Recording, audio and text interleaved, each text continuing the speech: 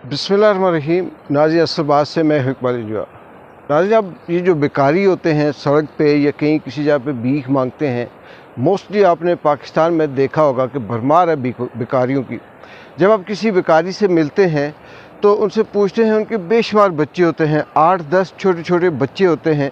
तो जब उनके बेकारियों की जो माएँ ये जो उन्हें साथ लेके फिरती हैं या उनके जो वालिद होते हैं, उनसे जब आप पूछेंगे ये इतने बच्चे आपने क्यों पैदा किए, आप भीख मांग रहे हैं, इनका ख़र्चा, इनका पालना, इनका रहना ये आपके लिए मुश्किल नहीं है?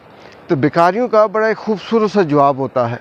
बेकारी अक्सर ये जवाब देते हैं कि हमने कौन सा इन्हें पाल कर डॉक्टर बनाना है, कौन सा इंजीनियर बनाना है, कौन सी तालीम देनी है, हमने इनके लिए कुछ भी नहीं करना, बल्कि ये हमारे लिए फ़ायदेमंद है। हम ये चाहते हैं कि बच्चे ज़्यादा से ज़्यादा हों और जितने ज़्यादा बच्चे होंगे इतने ही हमें वो भीख मांगकर हमारी इनकम में इजाफ़ा करेंगे।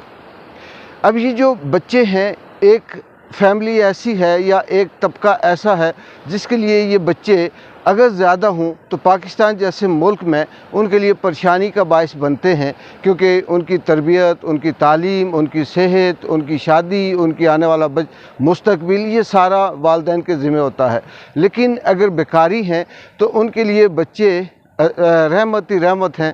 उन्हें इस चीज़ की कोई टेंशन, कोई फ़िक्र नहीं होती कि हमने इन्हें पढ़ाना है, इन्हें इनका मुस्तकबिल ठीक करना है या इनके लिए कोई बेहतरी लानी है। पर ठीक है, पैदा हुए, जम गए, बेकारी हैं, मांगेंगे 100, 400, 800, 1000 रुपया घर में लेकर ही आएंगे।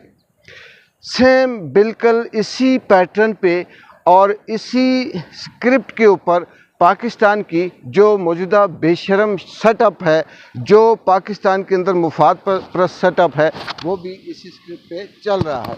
आप ये अंदाज़ा कर लें कि इस वक्त पाकिस्तान दुनिया का वो वाहिद मुल्क बन चुका है जिसमें पाकिस्तान से सबसे ज़्यादा लोग मुल्क छोड़कर बाहर जा रहे हैं।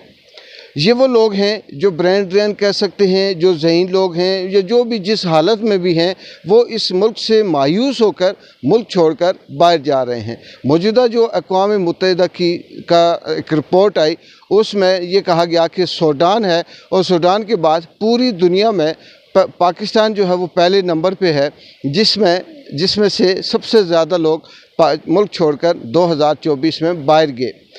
इंडिया हमारे साथ है जिसकी आबादी तकरीबन 1.5 अरब के करीब है और सबसे बड़ा मुल्क है। उसमें बहुत से लोग कहते हैं गुर्बत भी बहुत है, हालात भी ज़्यादा ख़राब हैं, लेकिन उसमें भी इतने लोग बाहर नहीं गए। उसकी तादाद 9-10 लाख है, जबकि पाकिस्तान के अंदर से 2024 में 16 लाख से ज़ायद लोग मुल्क छोड़ कर गए। ये वो हैं जो रजिस्टर्ड हैं, जिनका नंबर पता है, और जो ऐसी गैर कानूनी तरीके से जाते हैं या गए हैं उनका कोई हिसाब नहीं।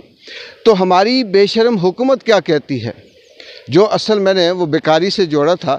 हमारी हुकूमत ये कहती है, इससे जब पूछें शहबाज शरीफ से, मसरूर से, तो ये हंस के कहते हैं कि ठीक है, हमारी रेमिटेंस में इजाफ़ा होगा, हमारी जो बाहर से आएगा पैसा आएगा उसमें इजाफ़ा होगा।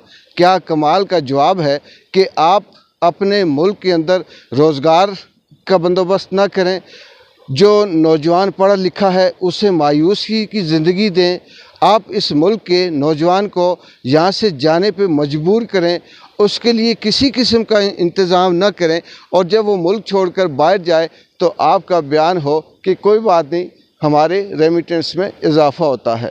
ये असल में बेकारी जो होता है वो चारों तरफ से बेकारी होता है। उसका ये नहीं है कि वो कटोरा लेके, कशकोल लेके तो IMF या इधर उधर जाता है। वो ये समझता है कि किसी का बाजू कट गया, किसी बेकारी के बच्चे का, मांगने वाले का, तो तब भी वो खुश होता है कि चलें इसे लोग ज़्यादा देंगे। तो इसी तरह से हमारे मुल्क के अंदर भी जिस तरह से दहशतगर्दी में इजाफ़ा हो रहा है, यहाँ पर तबाही बर्बादी हो रही है, तो ये बेशरम जो बेकारी हुकूमत है ये कहती है कि ये दहशतगर्दी नहीं है, चलें इसी नाम से हम फंडिंग लेते रहेंगे, इसी नाम से हमें जो IMF है वो कर्ज़े माफ़ करेगी या उसमें कुछ बेहतरी करेगी।